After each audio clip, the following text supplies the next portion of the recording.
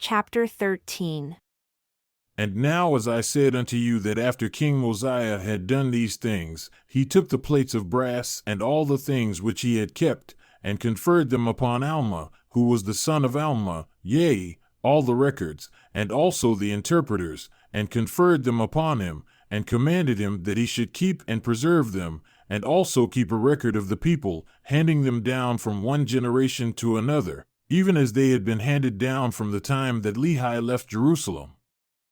Now when Mosiah had done this, he sent out through all the land, among all the people, desiring to know their will concerning who should be their king.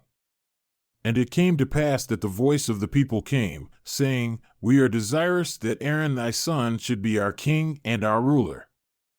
Now Aaron had gone up to the land of Nephi, therefore the king could not confer the kingdom upon him. Neither would Aaron take upon him the kingdom, neither was any of the sons of Mosiah willing to take upon them the kingdom. Therefore King Mosiah sent again among the people, yea, even a written word sent he among the people. And these were the words that were written, saying, Behold, O ye my people, or my brethren, for I esteem you as such, for I desire that ye should consider the cause which ye are called to consider, for ye are desirous to have a king. Now I declare unto you that he to whom that the kingdom doth rightly belong has declined, and will not take upon him the kingdom. And now, if there should be another appointed in his stead, behold, I fear there would arise contentions among you. And who knoweth but what my son, to whom the kingdom doth belong, should turn to be angry and draw away a part of this people after him, which will cause wars and contentions among you, which will be the cause of shedding much blood and perverting the way of the Lord, yea, and destroy the souls of much people. Now I say unto you, let us be wise and consider these things. For we have no right to destroy my son, neither should we have any right to destroy another if he should be appointed in his stead. And if my son should turn again to his pride and vain things, he would recall the things which he had said and claim his right to the kingdom, which would cause him and also this people to commit much sin. And now let us be wise, and look forward to these things, and do that which will make for the peace of this people. Therefore, I will be your king the remainder of my days. Nevertheless, let us appoint judges to judge this people according to our law, and we will newly arrange the affairs of this people. For we will appoint wise men to be judges that will judge this people according to the commandments of God. Now it is better that a man should be judged of God than of man, for the judgments of God are always just, but the judgments of man are not always just. Therefore, if it were possible that ye could have just men to be your kings, who would establish the laws of God and judge this people according to his commandments, yea, if ye could have men for your kings who would do even as my father Benjamin did for this people, I say unto you, if this could always be the case, then it would be expedient that ye should always have kings to rule over you. And even I myself have labored with all the power and faculties which I have possessed to teach you the commandments of God and to establish peace throughout the land, that there should be no wars nor contentions, no stealing, nor plundering, nor murdering, nor any manner of iniquity. And whosoever has committed iniquity, him have I punished according to the crime which he has committed, according to the law which hath been given to us by our fathers. Now I say unto you that because all men are not just, it is not expedient that ye should have a king or kings to rule over you. For behold, how much iniquity doth one wicked king cause to be committed, yea, and what great destruction! Yea, remember King Noah, his wickedness and his abominations, and also the wickedness and abominations of his people. Behold, what great destruction did come upon them. And also because of their iniquities they were brought into bondage. And were it not for the interposition of their all-wise Creator, and this because of their sincere repentance, they must have unavoidably remained in bondage until now. But behold, he did deliver them because they did humble themselves before him, and because they cried mightily unto him, he did deliver them out of bondage. And thus doth the Lord work with his power in all cases among the children of men, extending the arm of mercy towards them that put their trust in him. And behold, now I say unto you, ye cannot dethrone an iniquitous king, save it be through much contention and the shedding of much blood. For behold, he has his friends in iniquity, and he keepeth his guards about him, and he teareth up the laws of those who have reigned in righteousness before him, and he trampleth under his feet the commandments of God. And he enacteth laws, and sendeth them forth among his people, yea, laws after the manner of his own wickedness, and whosoever doth not obey his laws, he causeth to be destroyed. And whosoever doth rebel against him, he will send his armies against them to war, and if he can, he will destroy them.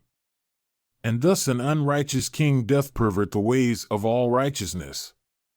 And now behold, I say unto you, it is not expedient that such abominations should come upon you.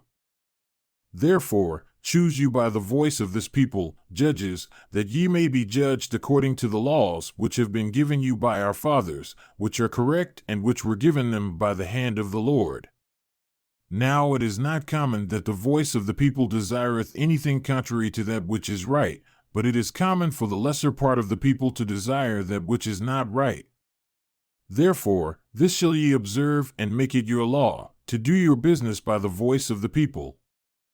And if the time cometh that the voice of the people doth choose iniquity, then is the time that the judgments of God will come upon you. Yea, then is the time he will visit you with great destruction, even as he has hitherto visited this land. And now, if ye have judges, and they do not judge you according to the law which has been given, ye can cause that he may be judged of a higher judge. If your higher judges do not judge righteous judgments, ye shall cause that a small number of your lower judges should be gathered together, and they shall judge your higher judges according to the voice of the people. And I command you to do these things in the fear of the Lord. And I commanded you to do these things, and that ye have no king, that if these people commit sins and iniquities, they shall be answered upon their own heads. For behold, I say unto you, the sins of many people have been caused by the iniquities of their kings, therefore their iniquities are answered upon the heads of their kings. And now I desire that this inequality should be no more in this land, especially among this my people. But I desire that this land be a land of liberty, and every man may enjoy his rights and privileges alike, so long as the Lord sees fit that we may live and inherit the land, yea, even as long as any of our posterity remains upon the face of the land. And many more things did King Mosiah write unto them, unfolding unto them all the trials and troubles of a righteous king, yea, all the travails of soul for their people, and also all the murmurings of the people to their king, and he explained it all unto them. And he told them that these things ought not to be, but that the burden should come upon all the people, that every man might bear his part. And he also unfolded unto them all the disadvantages they labored under by having an unrighteous king to rule over them, yea, all his iniquities and abominations, and all the wars, and contentions, and bloodshed, and the stealing, and the plundering, and the committing of whoredoms, and all manner of iniquities which cannot be enumerated, telling them that these things ought not to be, that they were expressly repugnant to the commandments of God. And now it came to pass, after King Mosiah had sent these things forth among the people, they were convinced of the truth of his words. Therefore, they relinquished their desires for a king and became exceedingly anxious that every man should have an equal chance throughout all the land, yea, and every man expressed a willingness to answer for his own sins. Therefore, it came to pass that they assembled themselves together in bodies throughout the land, to cast in their voices concerning who should be their judges to judge them according to the law which had been given them. And they were exceedingly rejoiced because of the liberty which had been granted unto them. And they did wax strong in love towards Mosiah, yea, they did esteem him more than any other man. For they did not look upon him as a tyrant who was seeking for gain, yea, for that lucre which doth corrupt the soul, for he had not exacted riches of them, neither had he delighted in the shedding of blood, but he had established peace in the land. And he had granted unto his people that they should be delivered from all manner of bondage. Therefore they did esteem him, yea, exceedingly beyond measure. And it came to pass that they did appoint judges to rule over them, or to judge them according to the law, and this they did throughout all the land. And it came to pass that Alma was appointed to be the chief judge, he being also the high priest, his father having conferred the office upon him, and had given him the charge concerning all the affairs of the church. And now it came to pass that Alma did walk in the ways of the Lord, and he did keep his commandments, and he did judge righteous judgments. And there was continual peace through the land. And thus commenced the reign of the judges throughout all the land of Zarahemla, among all the people who were called the Nephites, and Alma was the first and chief judge. And now it came to pass that his father died, being 82 years old, having lived to fulfill the commandments of God. And it came to pass that Mosiah died also, in the 33rd year of his reign, being 63 years, making in the whole 509 years from the time Lehi left Jerusalem. And thus ended the reign of the kings over the people of Nephi. And thus ended the days of Alma, who was the founder of their church.